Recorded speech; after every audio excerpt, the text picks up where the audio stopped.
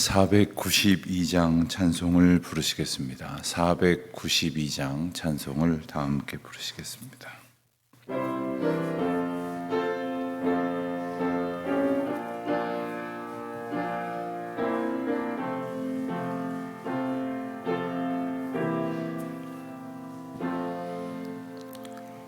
잠시 세상에 내가 살면서 항상 찬송 부르다가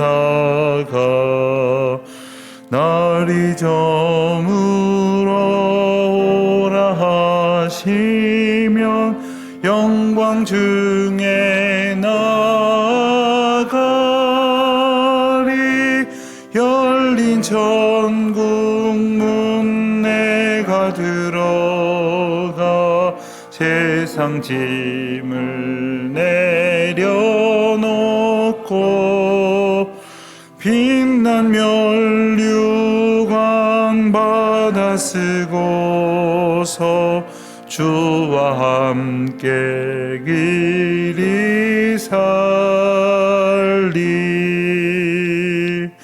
눈물 골짜기 더듬으면서 나의 갈 길 다 간 후에 주의 품 안에 내가 안기어 영원토록 살리로다. 열린 천국 문 내가 들어가 세상 짐을 내려놓고 빛난 면류관 받아 쓰고서 주와 함께 길이 살리. 나의 가는 길 멀고 험하며 산은 높고 골은 깊어 고난 나의 몸 쉴 곳 없어도 욕된 날이 밝아오리. 열린 천국 문 내가 들어가 세상 짐을 내려놓고 빛난 면류관 받아 쓰고서 주와 함께 길이 살리. 한숨 가시고 죽음 없는 날 사모하며 기다리니. 내가 그리던 주를 배울 때 나의 기쁨 넘치리라. 열린 천국 문 내가 들어가 세상 짐을 내려놓고 빛난 면류관 받아 쓰고서 주와 함께 길이 살리.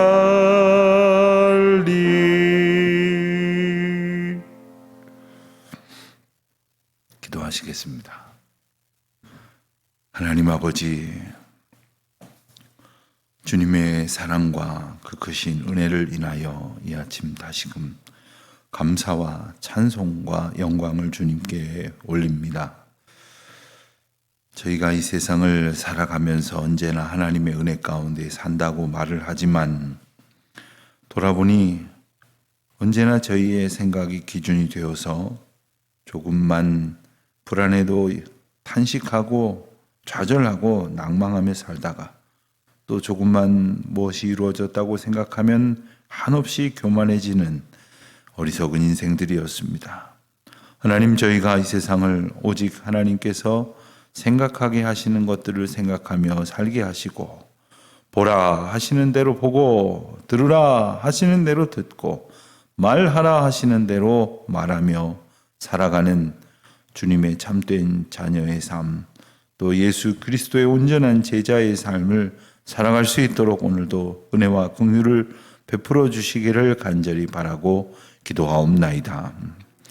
저희의 삶 가운데에 비록 저희가 깨어져 버릴 질그릇에 불과하게 만드셨지만, 저희에게 보배로운 예수 그리스도 그 구원의 이름을 허락하여 주셔서 날마다 구원을 경험하며 날마다 그 은혜 안에 소망으로 기뻐하며 살게 하여 주셨음을 오늘 다시금 깨닫게 하시사, 보배를 담은 그 질그릇에 합당한 기쁨과 은혜로 충만한 날들이 오늘도 되게 하여 주시기를 간절히 기도하옵나이다.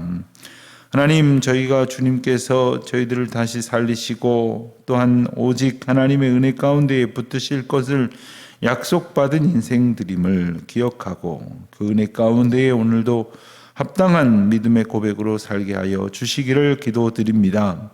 하나님, 저희가 하나님 주신 은혜의 삶을 살아가기보다는 저희가 마음대로 생각하느라고 기뻐하며 감사하며 영광 돌리며 지내야 될 소중한 시간을 낙심하여 지낸 적이 얼마나 많은지 모릅니다.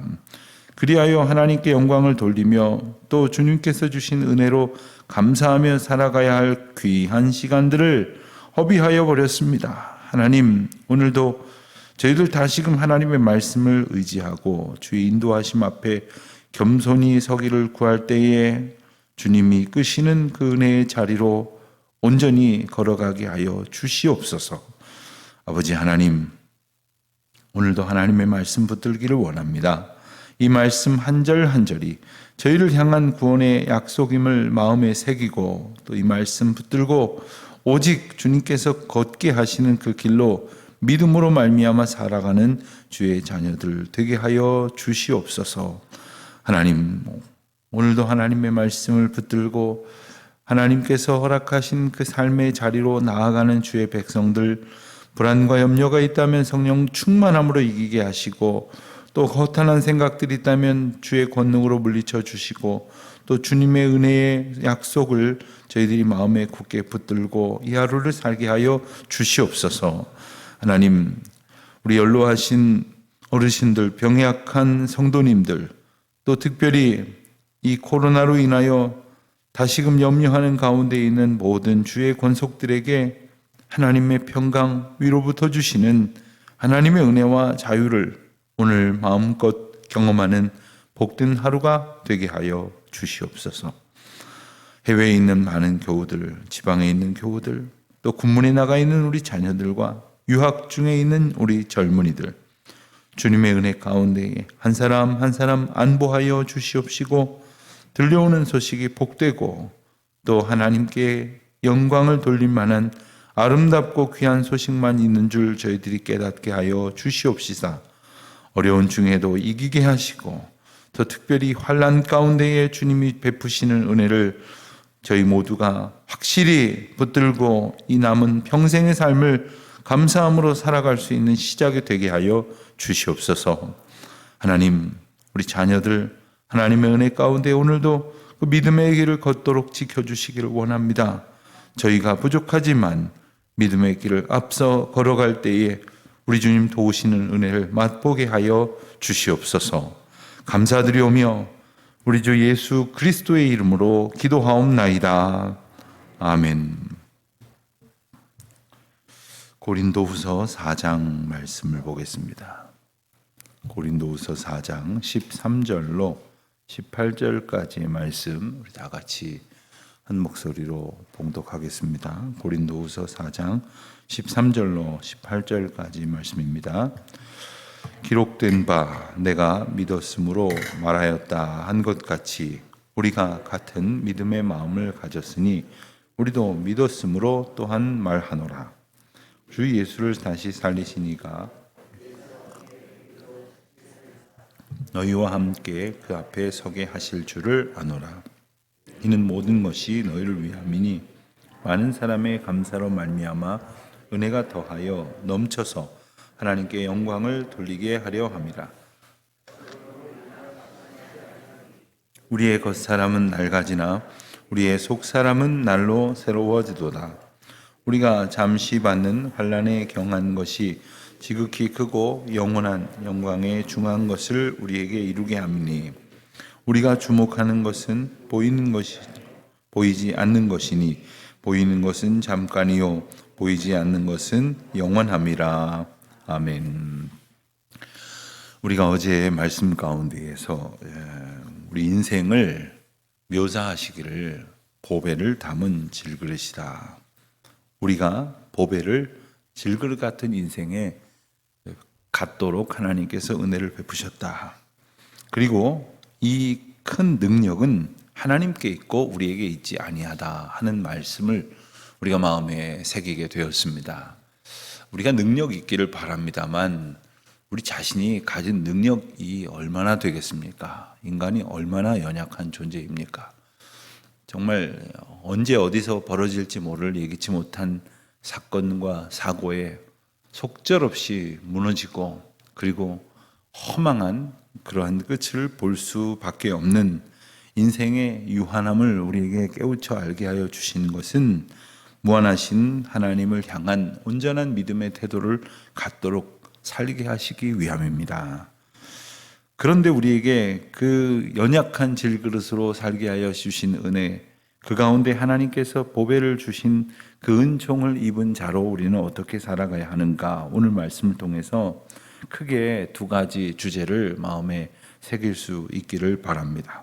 먼저 13절 말씀에 일러주신 바대로 믿음으로 말하고 믿음으로 살아가라 하는 귀중한 교훈을 우리에게 주신다는 것을 기억하고, 또한 16절 이하의 말씀 가운데에서 우리가 하나님 앞에서 바른 믿음의 태도로 살아가기 위해서는 낙심하지 않는 믿음의 삶의 태도, 낙심하지 않는 믿음의 자세가 필요하다 하는 이 두 가지 주제를 먼저 마음에 좀 기억하시면 좋겠습니다.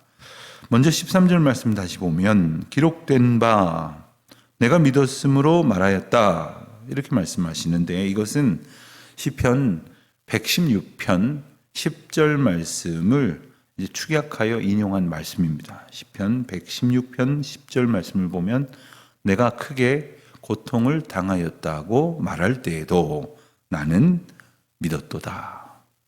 내가 큰 고통 가운데 있었어도 하나님께서 우리에게 믿음을 주셨기 때문에 내가 그 은혜를 힘입어서 그 믿음으로 우리에게 말하게 하시는 바대로 말하였다라는 신앙 고백입니다.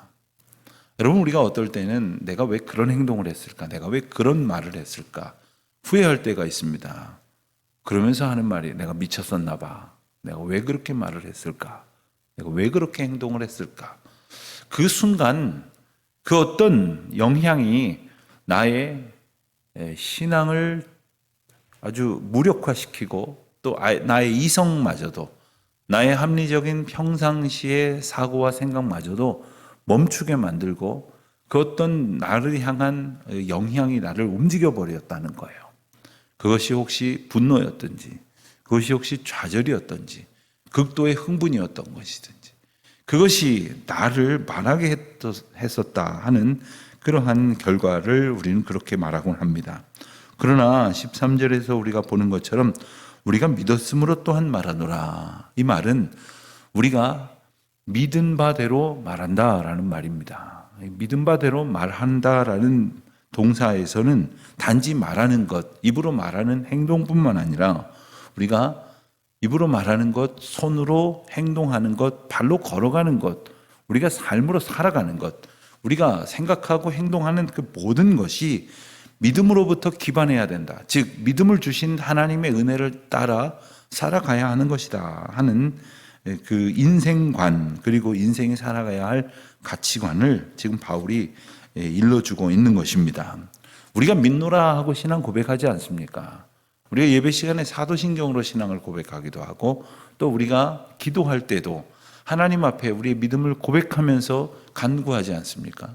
또 우리가 살아가면서 우리의 신앙적 태도를 많은 사람들 앞에 기꺼이 드러냅니다. 삶으로 신앙을 고백한다는 뜻입니다. 그런데 믿는다고 말은 하면서 믿는다는 것에 합당하게 정말 말하고 있는가? 믿는다는 것에 합당하게 살아가고 있는가 하는 생각을 우리에게 깨우쳐 주시는 것입니다. 13절 말씀 가운데 부분에 보면 우리가 같은 믿음의 마음을 가졌으니 했습니다. 우리가, 여기서 말하는 우리가라는 것은 바울과 바울 일행 그리고 이 편지를 읽는 고린도 교인들 그리고 오고 오는 모든 믿음의 세대들을 일컫는 말입니다.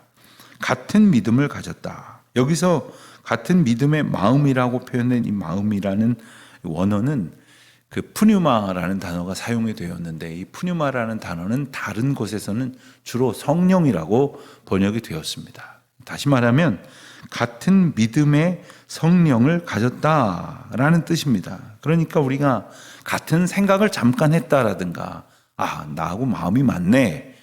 어떤 내가 원하는 그 생각을 상대방도 하고 있고 옆에 사람도 하고 있는 그런 정도를 얘기하는 것이 아니라 우리의 생각과 그리고 우리의 믿음의 고백이 같은 성령을 기반하고 있다는 거예요. 같은 믿음의 고백을 하고 있다는 거예요.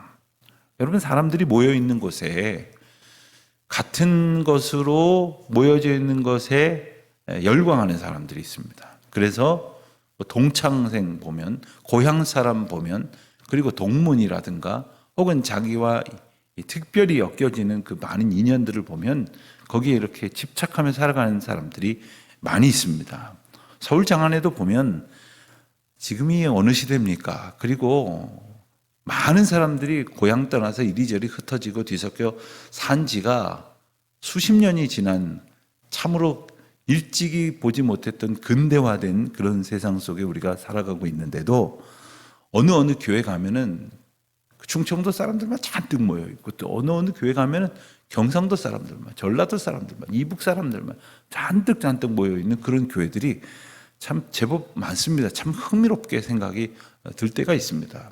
자, 그리고 나서 그 교회 그 다른 지역 출신 사람들, 온갖 곳에서 모여든 사람들이 그 교회 출석하지 않았겠습니까? 그 교회 새로이 신앙생활 하려고 모여들지 않았겠습니까? 그런데도 불구하고 여전히 그런 어떤 그 특색을 유지하고 있다는 것은 알게 모르게 그들이 다른 사람들을 이렇게 받아들이는 그런 신앙의 공동체의 모습을 갖지 못했다는 거예요. 예전에는 좋은 신앙 공동체는 전도하는 신앙 공동체라고 이렇게 단호히 말했습니다만은 요즘 전도가 실질적으로 많이 어려운 그리고 실질적으로 전도하지 못하는 아주 유약해진 신앙 태도를 가진 성도들이 모여 있는 현대 교회의 특성을 본다면 전도는 못할지라도 교회를 찾아 하나님께서 보내주시고 그리고 간구하는 믿음의 발걸음으로 나온 모든 사람들을 믿음의 온전한 태도로 사랑의 태도로 같은 성령으로 영접할 줄 아는 그러한 귀한 자세를 갖는 교회가 정말 좋은 교회입니다. 그런데 그래도 계속 끊임없이 이렇게 교회를 오가는 새로운 얼굴들이 있는 것 같은데 한참 있다 보면 또 안 보이고 또 어디선가 낯선 분이 들어오셨는데 또 얼마 가지 못해서 또 안 보이고 그 우리 자신을 반성해야 될 문제예요. 우리가 같은 믿음의 마음을 가지고 있느냐, 같은 믿음의 성령 속에서 신앙생활을 하고 있는가, 우리 같은 경험을 가지고 신앙생활하는 게 아닙니다. 같은 생각을 가지고 신앙생활하는 게 아니에요. 같은 마음을 가지고 신앙생활하는 게 아니라 같은 성령을 가지고 같은 성령에 기반하여 믿음 생활을 해야 하는 것입니다. 한 가정도 마찬가지입니다. 가정이라는 혈연 관계로 묶여져 있다고 같이 살아가는 게 아닙니다. 같은 생각을 가지고 있다고 같은 목적을 가지고 있다고 살아가는 게 참다운 성도의 삶이 아닙니다. 같은 성령으로 충만한 은혜로 살아가는 기쁨이 우리의 가정과 또한 우리 교회 공동체 가운데 또한 가득하시기를 주님의 이름으로 축원드립니다. 14절 말씀을 보면 주 예수를 다시 살리신 이 하나님이시죠.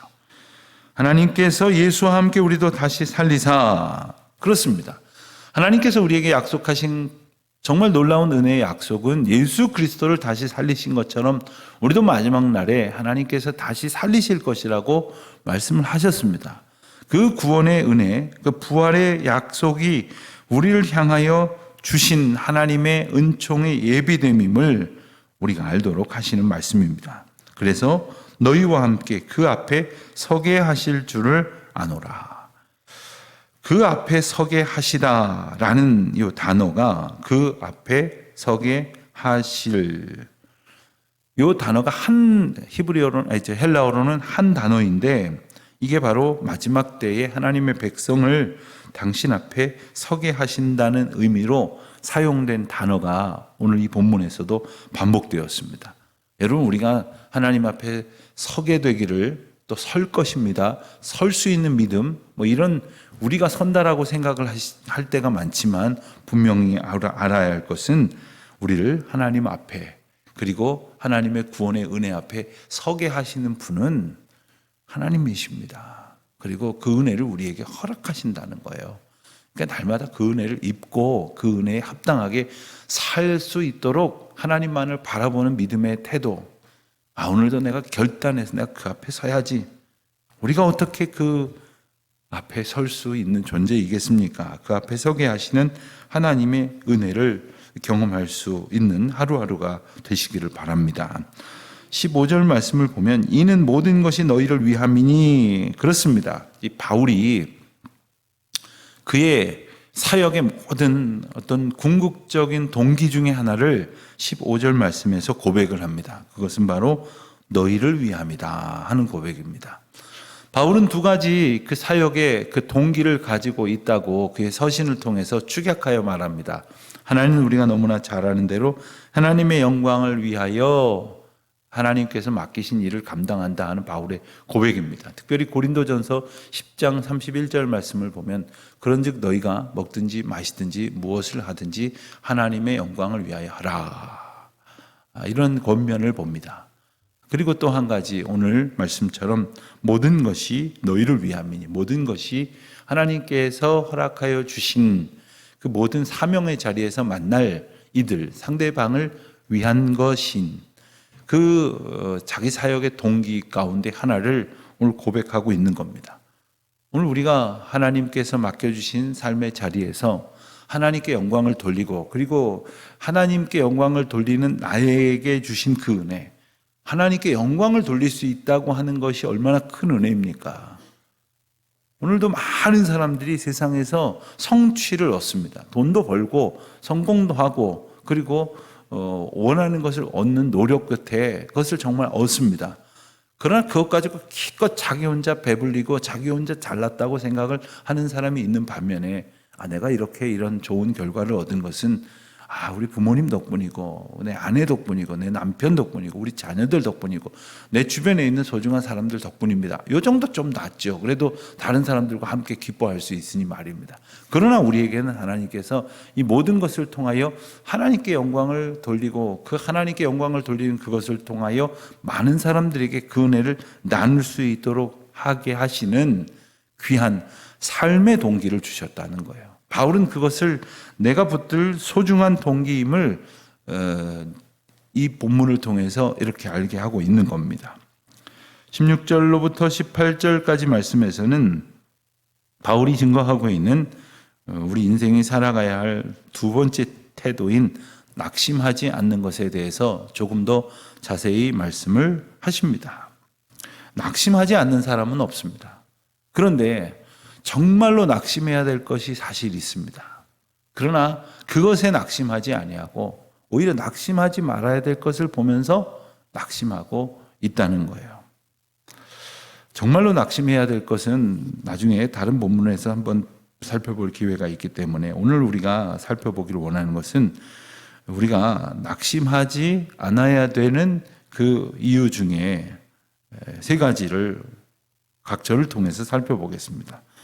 낙심하지 않아야 되는 것을 생각하기 위해서 먼저 우리가 어떤 때 낙심하는가를 보면 16절 말씀을 보면 우리의 겉사람은 낡아지나 우리의 속사람은 날로 새로워지도다. 왜 우리가 종종 낙심하며 살아가느냐? 겉사람을 바라보는데 집착하기 때문에 낙심한다는 겁니다. 나 옛날에는 참 젊었는데. 옛날엔 다 젊죠. 젊었을 땐 난 참 건강했는데. 당연한 소리입니다. 내 젊었을 땐 참 이것도 저것도 아쉬울 게 없었는데. 자, 그게 어딘 내게만 있는 일입니까?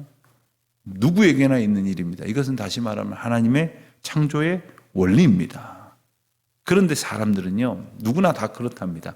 자기 인생 가운데 가장 마음에 드는 어떤 시점을 딱 택해서 그때를 기준으로 매일매일을 바라본다는 겁니다. 가령 정말 건강으로 본다면 언제이겠습니까? 학창시절에 제일 건강했을 때. 학창시절에 여러분 그 넓은 운동장에서 막 한참을 달려도 지치지 않고 철봉에 올라가서 막 턱걸이도 몇 개씩 턱턱턱턱 하던 그 시절을 생각하면 지금은 죽은 거나 다름없죠. 그러나 그렇게 인생을 만드셨다는 것을 기억하면서 보세요. 어떻게 그게 기준이 될 수 있겠습니까? 여러분, 모든 것이 시간이 지남에 따라서 정점을 찍고 적어지게 되는 것입니다. 물론 그런 것만은 아니라고 그래요. 어떤 목사님이 말씀을 하시는데 이 기억력이 자꾸 떨어져 가더래요. 그리고 옛날에는 어떤 집중력이 있어갖고 책을 한참 한 3시간을 봐도 전혀 지치질 않았는데 너무 힘들다. 그런 말씀을 하세요. 그래서 어떤 제자가 물었답니다.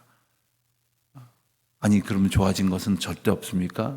하나님 앞에서 우리가 설교자로서 예배자로서 또 말씀의 대언자로서 좋아진 것은 없습니까? 그랬더니 그분 하는 말씀이 조금 겸손해졌지. 안 되는 걸 경험하니까 좀 겸손해지더만. 그렇습니다. 하나님께서 우리의 시간을 통해서 우리에게 주시는 은혜, 깨닫는 은혜가 있어요. 그러나 여전히 겉사람만을 집착하다 보면, 겉사람만을 바라보다 보면 실망하게 된다는 겁니다. 두 번째는 17절 말씀을 보면 환난을 바라보는 것에 집착하다 보면 실망할 수밖에 없고 낙심할 수밖에 없다는 겁니다. 세 번째는 18절 말씀에서 보면 보이는 것이 있고 보이지 않는 것이 있는데 보이는 것만 바라보다 보니까 낙심할 수밖에 없다는 거예요. 자, 그렇다면 거꾸로 생각을 하면 낙심하지 않을 수 있는 하나님의 비법을, 하나님께서 주시는 은혜의 방법을 오늘 본문을 통해서 다시 찾아볼 수 있게 됩니다. 그것은 우리가 살펴본 대로 16절에서 보듯이 속 사람을 보는 믿음의 삶을 살아갈 때, 정말 나의 속 사람은 아무것도 없는 줄 알고 살았으나 하나님께서 날마다 이 부족한 사람의 삶에 채워주시는 은혜를 경험하고 하나님의 형상을 알아가고 구원의 은혜를 경험하며 살아가고, 무엇보다도 우리가 어제 본 대로 나의 속사람은 예수 그리스도, 보배로 오신 예수 그리스도로 가득 차 있구나, 그 은혜를 얻었구나 라는 것을 깨달을 때 우리는 결코 낙심하지만 않을 것임을 일러주십니다. 두 번째로 17절에서 보는 것처럼 잠시 받는 환난에 우리가 집착하다 보면 그것이 정말 경한 것임에도 불구하고 우리는 거기서 죽을 것처럼 괴로워할 때가 있지만 지극히 크고 영원한 영광, 게다가 중한 것을 바라볼 때에 우리는 참으로 놀라운 은혜 가운데 살고 있다는 것이죠. 시간적으로 보면 잠시 받는 것인데 실제로는 크고 영원한 것을 우리에게 주셨다는 것을 주목할 때 우리는 낙심하지 않을 수 있게 되는 것이고, 그리고 가벼운 것을 바라보느라고 집착할 때에 우리는 정말 중요하고 무겁고 귀한 것을 주신 은혜를 바라보지 못하게 될 것인즉 우리가 온전히 환난만 바라보는 것이 아니라 환난에 허락하신 하나님의 영광을 바라볼 수 있게 되어야 할 것이겠습니다. 마지막 세 번째로는 보이는 것을 주목하는 것이 아니라 보이지 않는 것을 바라볼 때에 낙심하지 않을 수 있게 된다는 겁니다. 왜냐하면 보이는 것은 잠깐이라고 했습니다. 보이지 않는 것은 영원하다고 말씀을 하셨습니다. 참된 믿음이라는 것은 뭘까요? 주님께서 보라 하시는 것을 보는 것이 참된 기쁨이고 참된 은혜입니다. 주님께서 오늘도 우리에게 보여주시는 것이 있습니다. 다 보라 하시는 것이 있습니다. 또 생각하게 하시는 것이 있습니다. 그것으로 생각하고 그것으로 보는 삶을 살아가야 할 것이겠죠. 우리는 역경 없는 삶을 삽니다. 살고자 합니다. 환난 없는 시절을 살면 좋겠다고 생각을 합니다. 특별히 우리가 자녀를 키울 때에도 우리 자녀들이 힘들지 않게 그 시기를 지나가기를 바랍니다. 그래서 어떻게든지 해주려고 하고 어떻게든지 도와주려고 하지만 실제로는 그것으로 인하여 그가 단단해지는 것이 아니라 오히려 세찬 비바람과 역경을 통해서 단단해진다는 것을 우리가 알지 않습니까? 하나님께서 우리를 지금 때로는 그 세찬 폭풍과 같은 곳에서 우리를 하나님의 은혜의 방편으로 삼으시고 온전케 하시고 단단해지도록 인도하신다는 것을 우리가 깨달으면 잠시 맞는 환난에 경한 것 때문에 낙심하는 것이 아니라 크고 영원한 영광에 중한 것을 우리에게 이루게 하시는 하나님의 은혜를 인하여 기뻐하는 저와 여러분의 오늘 하루가 될 수 있으시기를 우리 주님의 이름으로 축원드립니다. 기도하겠습니다. 하나님 아버지, 지금도 고난 속에서 하나님께서는 하나님의 역사를 저희의 삶에 새롭게 그리고 더욱 분명히 세워 가시는 줄 믿습니다. 작은 고통과 괴로움 때문에 하나님의 합당한 은혜를 놓치는 어리석은 자로 살지 않게 하여 주시옵시고 오직 주님께서 주시는 그 은혜의 자리에서 잠시 받는 환난에 경한 것을 넉넉히 이기고 낙심하기보다는 보이지 않는 것을 소망하는 믿음으로 승리하는 주의 자녀들이 되게 하여 주시옵소서. 예수님의 이름으로 기도드립니다. 하늘에 계신 우리 아버지, 아버지의 이름을 거룩하게 하시며 아버지의 나라가 오게 하시며 아버지의 뜻이 하늘에서와 같이 땅에서도 이루어지게 하소서. 오늘 우리에게 일용할 양식을 주시고 우리가 우리에게 잘못한 사람을 용서하여 준 것 같이 우리 죄를 용서하여 주시고 우리를 시험에 빠지지 않게 하시고 악에서 구하소서. 나라와 권능과 영광이 영원히 아버지의 것입니다. 아멘.